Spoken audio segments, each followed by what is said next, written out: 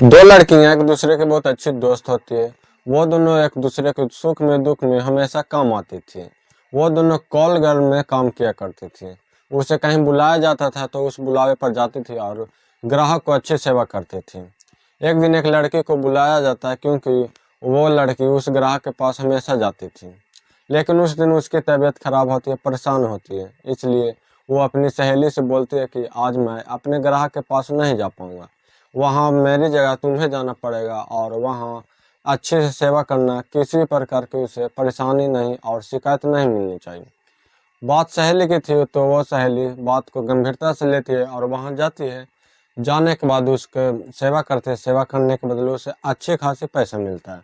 उसे बिल्कुल अंदाजा नहीं था कि जो काम के लिए वो आई है उसके बदले उसे दोगुना पैसा मिल रहा है, ज़्यादा पैसा मिल रहा है। इसलिए ऐसी सेवा करती है कि वो अपनी सखी का मतलब सहेली का ही पत्ता तो साफ कर देते हैं। इस बात को लेकर दोनों में कहासुनी हो जाती है। कहासुनी का विवाद इतना बढ़ जाता है कि दोनों ही आपस में ही लड़ जाती है। जो एक दूसरे के जान होते थे, एक दूसरे पर जान छिड़कते थे, वो एक दूसरे के दुश्मन बन जाती है। यहीं से एक नई कहानी का जन्म होता है, जो कि जहाँ जिस जिस इलाका जहाँ जहाँ तक ये कहानी लोगों के बीच सुनी गई हो, वो यकीन नहीं कर रहे थे कि ऐसा भी हो सकता है। बाकी आज की कहानी बड़ी दिलचस्प है, बड़ी अजीबोगरीब है। नमस्कार, मैं राहुल कुमार। आज की जो सच्ची घटना मैं सुनाने जा रहा हूँ, ये सच्ची घटना है उत्तराखंड प्रदेश की। एक जिला लगता है काशीपुर। दरअसल काशीपुर क्षेत्र का एक थाना लगता है ITI थाना क्षेत्र। वहाँ के रहने वाला एक व्यक्ति, एक महिला जो कि श्यामपुर के रहने वाली थी, उसके पास व्हाट्सएप पर कॉल करता है और कहता है कि मैडम, आज मुझे बहुत मस्ती करने का मन कर रहा है। मैं चाहता हूँ कि आप मेरे पास एक लड़की भेज दो। जब लड़की का डिमांड होता है, एक कॉल गर्ल का डिमांड किया जाता है, तो वो महिला पहले उसके पूरी जानकारी पता करता है कि सही भी है या ऐसे ही है। उसने कहा तुम्हें कुछ पैसा एडवांस देना पड़ेगा। बात जब एडवांस पैसे की आती है तो वो लड़का कहता है कि मुझे कोई दिक्कत नहीं, कोई एतराज नहीं, लेकिन पैसा मैं तभी दूंगा जब आप दिखाओगे कि मुझे किस तरह के लड़की आप भेजेंगे। अब बात आती है कि लड़की पार्ट टाइम के लिए चाहिए या फुल टाइम के लिए, तो वो लड़का कहता है मुझे पूरी रात के लिए लड़की चाहिए और वो लड़की भेजना जो अच्छे से अच्छी हो। अब ये अच्छे से अच्छी वाली बात आता है तो वो महिला बोलती है कि इसके लिए चार्ज ज़्यादा लगेगा। चार्ज ज़्यादा लगने वाला बात भी वो लड़का तैयार हो जाता है और उसके पास व्हाट्सएप पर कुछ लड़कियों को फोटोग्राफ्स भेजी जाती है। उस फोटोग्राफ्स में से किसी एक सुंदर लड़की को सिलेक्ट करना था, छांटना था। जिस लड़के को वो सिलेक्ट करता उसके बाद उसके पैसा रकम बताया जाता कि इस लड़की को कितना रुपया लगेगा। वो 15 लड़कियों को फोटोग्राफ्स भेजता, लेकिन उसने 15 के 15 लड़कियों को रिजेक्ट कर देता है। रिजेक्ट करने के बाद बोलता है कि मैडम, अगर इससे अच्छी लड़की है तो भेजे, वरना नहीं है तो मत भेजे। उसी में से कुछ और लड़कियों का फोटोग्राफ्स भेजे जाते हैं, लगभग 4 या 5 के आसपास। लेकिन उसमें 4-5 में से एक लड़की उसे पसंद आ जाती है।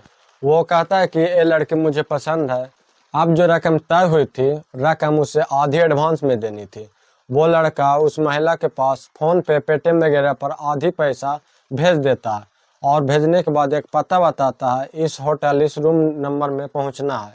वो महिला, वो कॉल गर्ल थी जो उस पते के सहारे से वहाँ सही टाइम पर रात को लगभग 7 से 8 बजे पहुंच जाती है और पहुंचने के बाद उस होटल में जाकर रूम का दरवाज़ा खोलता है। दरवाज़ा खोलने के बाद लाइट जो ऑन करता है, लाइट चालू करने के बाद जो देखता है कि बेड पर कोई और नहीं, उसी का पति जिसका नाम आलोक शर्मा होता है वो लेटा हुआ है। आलोक शर्मा को देखते ही उसकी पत्नी पूजा शर्मा इस बात को लेकर काफ़ी विवाद कर देती है और काफ़ी कहासुनी भी हो जाती है। वो कहता है कि तुम यहाँ क्या कर रहे हो, वो कहती है कि तुम यहाँ क्या कर रहे हो। दोनों एक दूसरे को देखता है तो लगता है कि शायद वो इस कमरे में गलती से आ गए, लेकिन लड़के ने लड़की को बुलाया था और वो लड़की बुलाने पर ही वहाँ आई थी। इसलिए धोखा नहीं था, जो भी था बल्कि सही था। महिला को समझने में जरा सा भी वक्त नहीं लगता। उसे इतना गुस्सा आता है कि वो अपने पति के साथ मारपीट पर उतारू हो जाता है। मारपीट पर उतारू हो जाता है तो पति उस पर भारी पड़ जाता है और वो पत्नी को वहाँ पर ही पीटना शुरू कर देता है। होटल के अंदर इस तरह से अपनी पत्नी को पीट रहा था कि उसकी चीख निकलने लगती है, वो शोर मचाने लगती है। चीख और शोर मचाने की आवाज़ से आसपास के जितने होटल में लोग थे वो दौड़कर मौके पर वहाँ पहुँचता है। पहुँचने के बाद देखता है कि एक महिला एक पुरुष आपस में झगड़ रहा था। एक किसी को पता नहीं था कि वो आपस में एक दूसरे के पति पत्नी है, क्योंकि जब झगड़ा बढ़ रहा था तो वो घर की पुरानी बातों के बारे में कर रही थी। महिला उस पति पर ही कई तरह के लालचन इल्जाम लगाना स्टार्ट कर देती है और पति अपनी पत्नी पर ही कई तरह के लालचन इल्जाम लगाना स्टार्ट कर देता है। वो कहता है कि आज तुम्हें रंगों हाथ पकड़ ही ली। जब लोग सुन रहे थे तो लोगों को लग रहा था कि ये घर का झगड़ा जो कि अब होटल में आ चुका है, उन दोनों को होटल से बाहर निकाल दिया जाता है। तो वो दोनों लड़ते लड़ते सड़क पर पहुंच जाते हैं। सड़क पर पहुंचते ही लोगों का भीड़ लग जाता है। भीड़ लगते ही मौके पर पुलिस भी वहां पर आ जाती है और पुलिस ने इस महिला को, जिसका नाम पूजा शर्मा होता है, और उसका पति आलोक शर्मा, दोनों को हिरासत में ले लिए जाते हैं और इसे सीधे थाने पहुंच जाते हैं।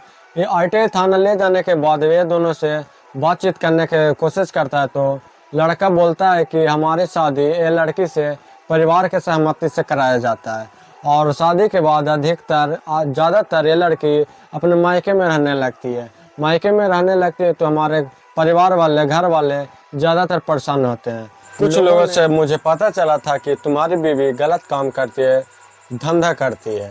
जब उसे ये बात पता चला था तो इसे यकीन नहीं हो रहा था। वो अपनी पत्नी से ये बात पूछता है तो बेवजह लड़ाई करना, झगड़ा करना शुरू कर देता है। जब झगड़ा शुरू हो जाता है तो इस बात को लेकर वो दोनों के बीच विवाद चलना शुरू हो जाता है। 2-3 साल पहले शादी हुई थी, लेकिन ये शादी ज़्यादा दिन टिक नहीं पाती। कुछ ही महीनों में ये शादी टूटने का कगार पर आ जाता है और वो महिला ज़्यादातर अपने मायके में रहने लगती है और उसे ससुराल वाले से ज़्यादातर कोई मतलब ही नहीं होता। इसी बात को देखते हुए पति अपनी पत्नी को लेकर ज़्यादातर परेशान होता है। वो रिश्तेदारों से, दोस्तों से, सभी से मदद मांगता है, लेकिन कहीं से कोई मदद नहीं मिलता। वो एक दिन बाजार जा रहा था। बाजार जाते हुए एक महिला मिलती है। वो कोई और नहीं बल्कि उसकी पत्नी का सबसे खास दोस्त होती है। जैसे उसके सामने टकराता है, वो कहती है कि तुम्हारी जो पत्नी है वो एक श्यामपुर के महिला के साथ धंधे वाली काम करती है, एक सेक्स रैकेट का हिस्सा है, सदस्य है। जब वो इस बात को सुनता है तो पति बोलता है कि मुझे तुम्हारी बातों पर बिल्कुल भी यकीन नहीं हो रहा है, बिल्कुल भी भरोसा नहीं है, या बिल्कुल भी सच हो ही नहीं सकता। लेकिन वो महिला जो होती है वो जानती थी, क्योंकि वो दोनों एक दूसरे के बहुत अच्छे दोस्त भी होती है। कभी कभी एक दूसरे के अपने कस्टमर के पास भी जाया करते थे, इसलिए शायद वो इतनी बड़ी पुख्ता जानकारी बता रहे थे। पर वो लड़का बोल रहा था कि मैं कैसे विश्वास कर लूँ। तो एक महिला का, श्यामपुर के रहने वाली का भी नंबर वो देता है। देने के बाद कुछ दिन बीत जाते हैं तो वो लड़का आराम से बैठकर उस महिला के पास कॉल करती है और बोलते हैं कि मुझे एक कॉल गर्ल चाहिए, मुझे उसके साथ कुछ वक्त बिताना है। ये उसके प्लानिंग का हिस्सा होता है, पर वो दलाल महिला ये बात को समझ नहीं पाती है और उसने पत्नी को जब अपनी बताए गए पते पर होटल में बताए गए कमरे में बुलाया तो दोनों के बीच विवाद हो जाता है।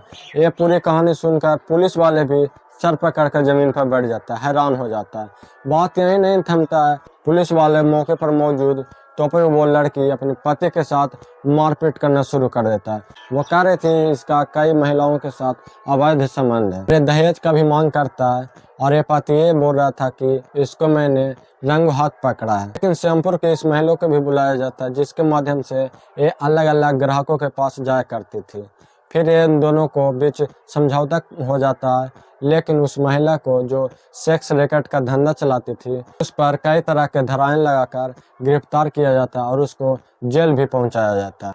लेकिन जैसे जैसे कहानी सोशल मीडिया पर, अखबारों के माध्यम से वायरल होता है, जिस जिस इलाके तक ये कहानी पहुंच रही थी, लोगों को यकीन नहीं हो रहा था कि जिस महिला को, जिस कॉलगर को बुलाया जा रहा था वो जानबूझकर बुलाया जा रहा था। और उस महिला को पता नहीं था कि आज ग्राहक के रूप में कोई और नहीं बल्कि उसका खुद का पति होगा।